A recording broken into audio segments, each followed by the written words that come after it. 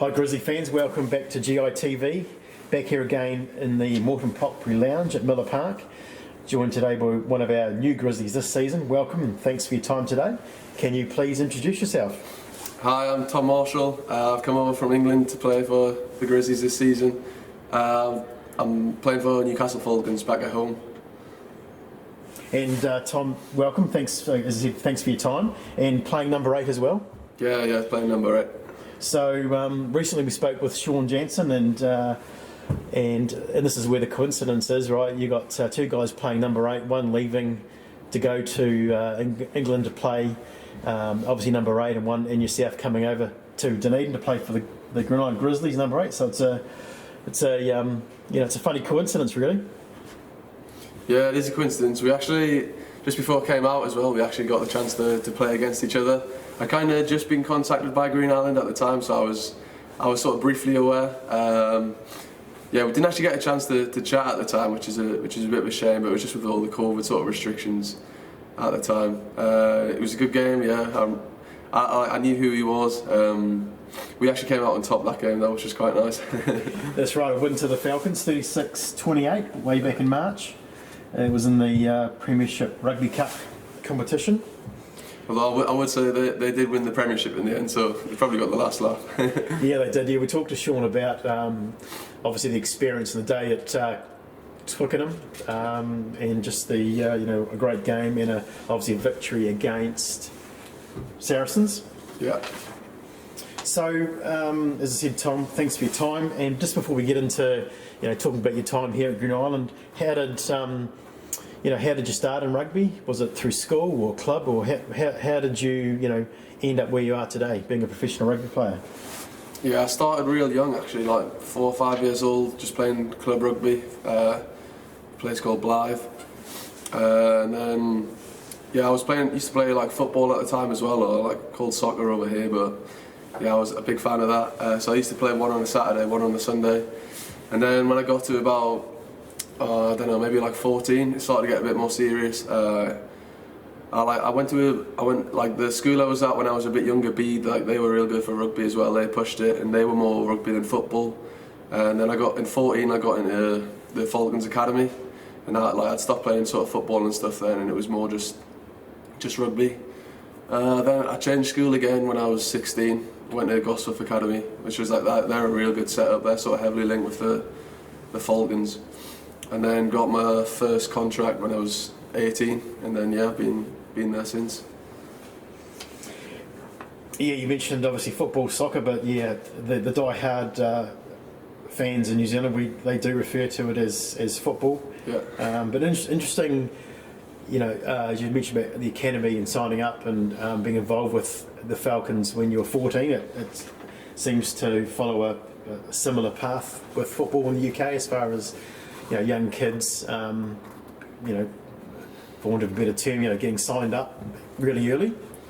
Yeah, I think football's even more extreme, to be fair. Like 14, I guess, is quite young, but there's still very much a big focus on school, like being a priority and stuff in rugby. So I came away with decent enough grades and stuff still. Yeah. Whereas I know football, like, it is a lot more competitive because there's just so many people playing it, so it's kind of all or nothing in football, whereas I think rugby's a good balance. Like, they do like facilitate you and help you to become a professional while still like understanding not everyone is going to make it, and yeah, there's still a big focus on schoolwork. That's great. And you've had some rep rugby as well when a couple of years back with under 18s and under 20s. Yeah, I've played England 18s, which was that was good fun. And then I actually transferred. My mum's Scottish, so I got to go to the World Cup in Argentina with Scotland for under 20s, and yeah, that was a great experience as well. No, that's great. And who knows, maybe some higher honours to come down the track for you. Yeah. So just moving on now to the Green Island Grizzlies and playing obviously in our premier team this year. So how did that come about as far as you mentioned, that early interaction with Finchy? How did that come about, to get yourself to Dunedin playing club rugby? Yeah, I didn't get to play too many games last season, so I kind of said to the guys at the Falcons that I'd like to go out on loan somewhere, and then I don't know, I was just expecting somewhere local, but then they came up with, they said, oh, how would you like somewhere in the Southern Hemisphere? And I was like, oh, that sounds class to me. So then, yeah, I'm not entirely sure what the full process was, but I think they might have sent like some sort of email out, see like to try and find someone who was interested. And Green Island got back in touch, and yeah, it just kind of it all happened quite quickly from there. Actually, like it was an idea, and then within 2 or 3 weeks, I was kind of getting my visa and then looking to get out here. And as they say, the rest is history. Yeah. So obviously, you know, a number of round robin games for the Prems. Your thoughts on and any standout moments for yourself playing, you know, what is, you know, we are an amateur club, so playing club rugby in Dunedin, you know, with the team and competition and playing against obviously other players. And yeah, my favourite was probably actually the first game I played. Like I remember I was quite jet lagged. I'd been here about 12 hours, got down to my first training session. Then on the weekend, I think maybe 2 days later, I played against the uni. Yeah, against varsity. Yeah, varsity. And yeah, scored in that game. So that was, and then all the boys kind of got around me and stuff, and it like straight away just felt part of it. After that, it was nice to just jump straight in and get on. That's kind of what I came over to do, get some rugby. So got straight on with it. Yeah, straight off the plane, straight into playing. It's great. Yeah, as you say, scored a great try. And from memory, the score for us was late 40s, 48 to not much. So maybe a 20-point win. Yeah, they pulled it back in the end. I think we were quite comfortable in the last 15 minutes. Fair play to them, they pulled it back a bit. Yeah, they got a couple of late tries, didn't they? Yeah. Excellent. And so when you're not, you haven't been, when you're, not playing or practicing with the team, how do you keep yourself busy? Yeah, over here I've just been doing a lot of gym really. I got in touch with my S&C guys back home, and they've sort of kept me. So we do like 2 training sessions here a week, which compared to back home isn't too much. So just like a lot of extra sort of top up stuff in the gym, or coming down and doing a bit of running on Miller Park. Yeah, and then just getting out and about and seeing parts of Dunedin and stuff. Really, yeah. Yeah, and we even had you at one of the junior prize givings for the kids, giving out the awards, which was great, and great to see involved in the club at obviously the senior level, but also with the juniors. Yeah, it's a great club, to be fair. The people and stuff after the games are everyone really friendly, and it is a real good atmosphere in here after the games. And yeah, I always make sure to stick around, mainly speak to the boys, but then it's nice to speak to some of the older heads as well and see what their thoughts have been on the game. Yeah, that's great. Our members, sponsors, our community were always, inviting, like a lot of clubs in Dunedin, and obviously different sports as well. And one big family here, like a lot of the clubs are, and we pride ourselves on that. We're community based, not so much in the heart of the Dunedin city.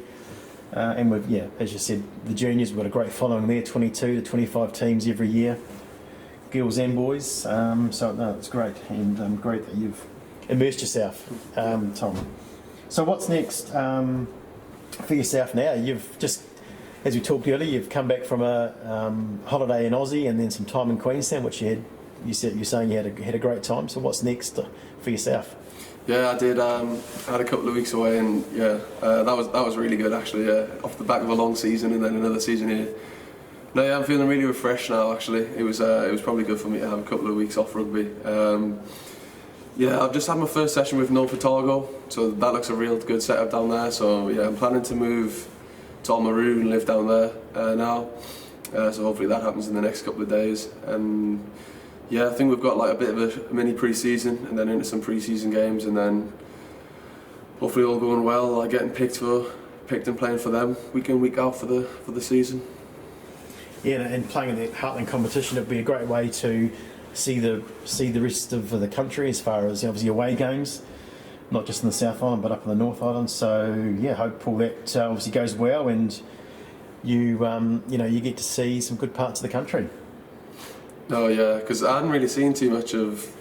I'd seen Dunedin, which is obviously like a beautiful place, but I was here maybe 3 months before I got a chance to see another part of New Zealand, and so yeah, I'm looking forward to getting to see some more bits, especially a bit more sort of like the rural areas where maybe it isn't too touristy in them areas. Feels like sort of proper New Zealand.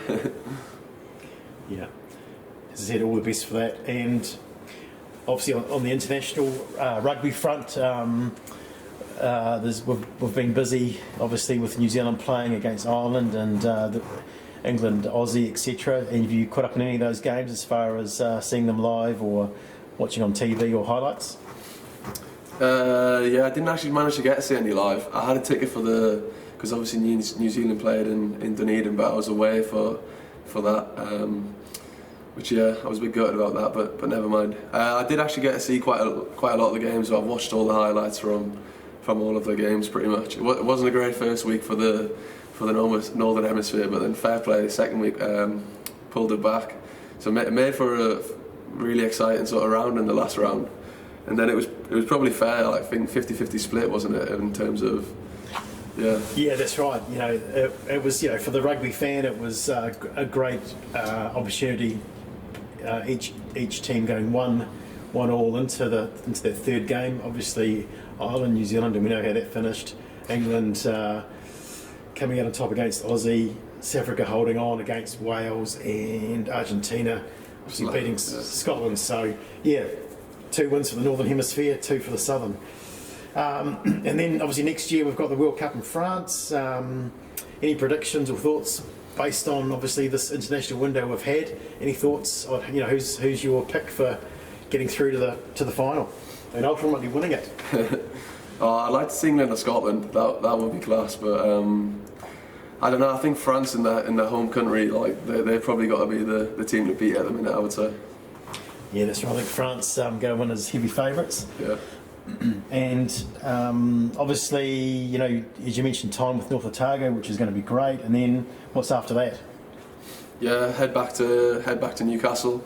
So yeah, I've missed home a bit. Yeah, it's been really good here, but yeah, when the time comes to go back, I'll be looking forward to that and hopefully just kick straight back on out like for another rugby season. Yeah, hopefully get to play a bit more this year, and then I'm hoping this is kind of where my career will kick on a bit. Yeah.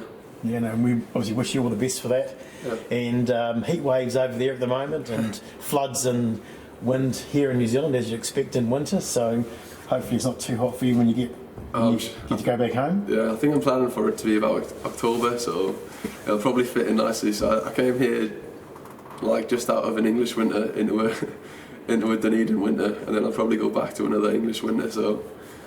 Yeah, Aussie was nice to get a bit of sun for a few days because I don't think I'll see much of it. Well, Tom, it's been an absolute pleasure speaking to you today, and as I said, thank you for your time. And on behalf of the Grenada Rugby Club and our community, thank you for spending the last 4 months with us, and we wish you well for your next adventure up in Oamaru and obviously back home with the Newcastle Falcons. And just to finish off, if you do end up playing against Sean Jansen at Leicester this season, hey, if you can manage a post-match photo with your claws up, that'll be much appreciated. We can round out this great story. Yeah. Yeah, it's been a pleasure being here. Just thankful for you having me. No, it's our pleasure. Thanks, Tom. Go well. Cheers.